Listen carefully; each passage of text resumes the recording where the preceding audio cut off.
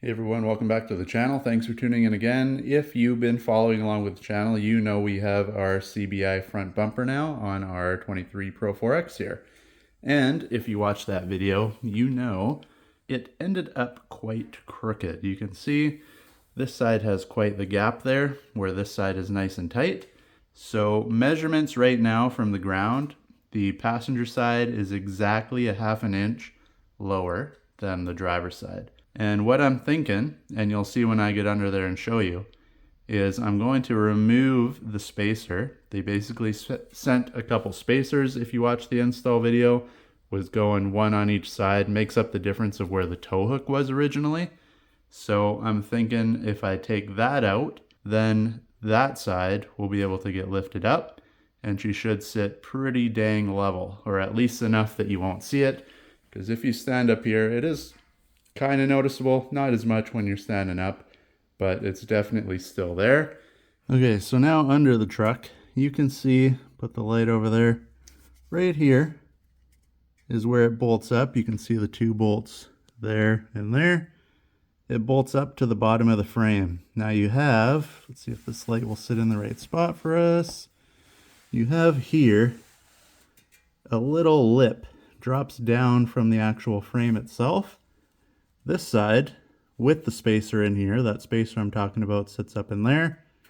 This side fits. But if we come over to the passenger side, is where we're having the issues. So right there, you can see this is right up tight against that lip. So what I'm thinking is I'm going to eliminate the spacer in there, like I said, that black piece up in between. I'm going to just chop off that piece, the little lip, and then I'll probably have to ream out the holes in the front because this also bolts into the frame on the face side plus underneath here. So I'll zip cut that off, then this can go up, and that piece is pretty much your ½ inch.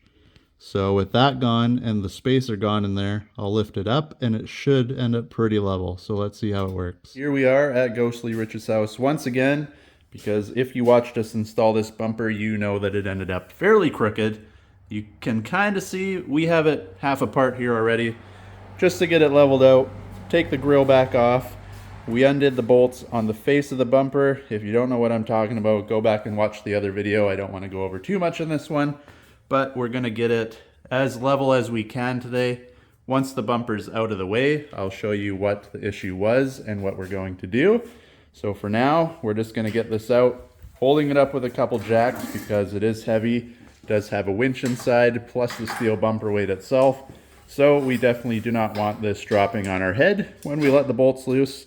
So we're going to get it on the jacks here, slowly lower it down out of the way, and then hopefully we can work our magic underneath. All right, so we have the bumper out on the jacks here. Hopefully it stays put while we do what we're doing. But we did mention in the other video, or I did anyways, that it was probably the bumper that was out. It may still be a little bit out, but that's not the biggest issue. What it is, and I'll get under there and show you guys, is the plates mounted on each side of the frame. All right, so underneath, basically where this bolts up, because you can see it's kind of like an L here, and you've got these spacers in between. Now, the spacer goes here. There's a hole here and a hole here. That's for the bottom two on the bumper. And the spacer makes up the gap basically here, where this plate comes down. And this is where your red tow hook was before, and it kind of came down on an angle like that. Thing is, this plate on this side, you can see there's a little bolt or nut welded in there. That's where those two bolts bolt to. So this side is tucked up, and I don't know how well you'll be able to see it, but if you look on that side, it's much lower, and the bolt actually sticks out of the bottom. So if you come back and look here, this bolt is kind of tucked up flush with the frame. On that side, not only is the plate lower, but that in turn makes the bolt stick out. So what we're going to do is cut that plate. You got about a ½ inch between the nut on that side and the bottom of the plate. So we're going to zip that off And then hopefully when you put this bumper back on, that is enough to make up the difference of the gap up top. If not, we'll throw a couple washers on this side and drop it just slightly to make it level, but it should look much better than it did originally. All right, so here we are, passenger side. This is the amount we cut off. You can see I just hit it with a grinder.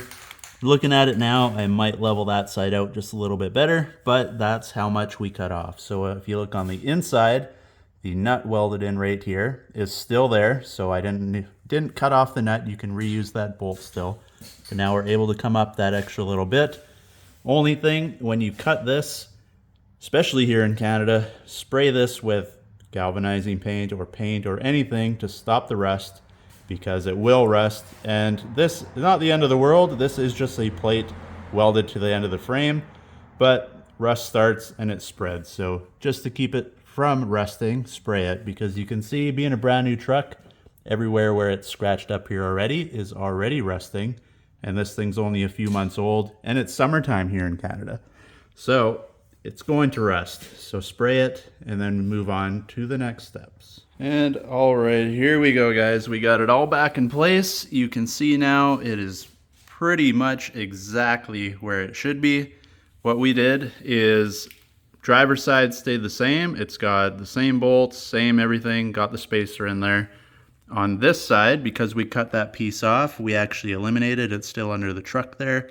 We eliminated that and we made up the difference in gap with washers, because it was too thick and it was keeping the bumper lower on this end again. So once you do that, you can see nice and level now. You don't have the big gap on one side. And then what I did is I picked up some of this stuff. You can get it on Amazon, just a little rubber molding. You just push it along, and I put that on the bumper where we cut last time. Just makes it a little fresher, a little nicer looking. Keeps the ugly of where we cut out of there, because it'll just look like the nice black. Blends in with the bumper, so when you're standing back, you don't even really realize it's there. Just gives it a cleaner look overall. And that is that. Easy peasy. What we did for the top, because we lifted it up, you can't really see because it's dark in there, but the bolt, to bolt on the face of this thing, you have to ream the hole out to fit, because from lifting it up in turn, the holes that are drilled in the bumper don't line up with the piece that's mounted on the frame. So ream that out. Same thing as where we cut that little thing on the bottom. Make sure you spray it so it doesn't rust. Then you could lift it up, get it in place, and as you can see, she fits all nice. All right, so under the truck, got it all bolted back together. Those were the washers I'm talking about. You can see instead of that black block, we put some washers in there just to make up the difference. Skid plate is back on. The secondary skid plate doesn't work because it actually used to bolt onto the plastic bumper itself. And also in here, forgot to mention, but there is 2 bolts just to line the bumper up with the corner of the steel bumper. Don't forget to take those out before you drop this down if this is what you're doing. And don't forget to put them back in when you're done.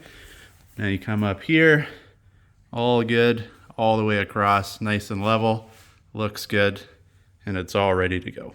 So there you go, guys. Everything is leveled, truck is back together, looks perfect now. Everything is good. You can see, you can kind of tell that rubber's in there, but not really. When you stand up here, it all disappears. All is good. Everything's back in order, leveled out, ready to go, ready for the next mods. So stay tuned, like and subscribe. Go check out Ghostly Rich's channel, and hopefully we catch you in the next video.